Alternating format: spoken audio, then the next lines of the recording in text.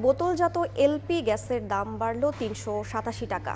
এর ফলে এখন ১২ কেজির সিলিন্ডার কিনতে ভোক্তাকে গুনতে হবে ১,৭২৮ টাকা। বৃহস্পতিবার বাংলাদেশ এনার্জি রেগুলেটরি কমিশন এক সংবাদ সম্মেলনে নতুন মূল্য নির্ধারণের ঘোষণা দেয়।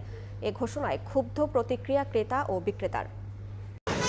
সরকারি হিসেবেই আমদানি পর্যায়ে কোনো সংকট নেই এলপিজির, তবুও বাড়তি দামে বিক্রি হচ্ছিল বাজারে। এবার যুদ্ধের অজুহাতে পারদ চড়ল আরও এক ধাপ। এক লাফে নজিরবিহীনভাবে দাম বাড়ল প্রায় ৪০০ টাকা। সবশেষ ঘোষণা অনুযায়ী ১২ কেজি সিলিন্ডার বিক্রি হতো ১,৩৪১ টাকা করে। এপ্রিলে ভোক্তা পর্যায়ে বেসরকারি এলপিজির মূল্য সমন্বয় নিয়ে সংবাদ সম্মেলন করে Bangladesh energy regulatory commission. Chairman ঘোষণা করেন পণ্যটির নতুন মূল্য।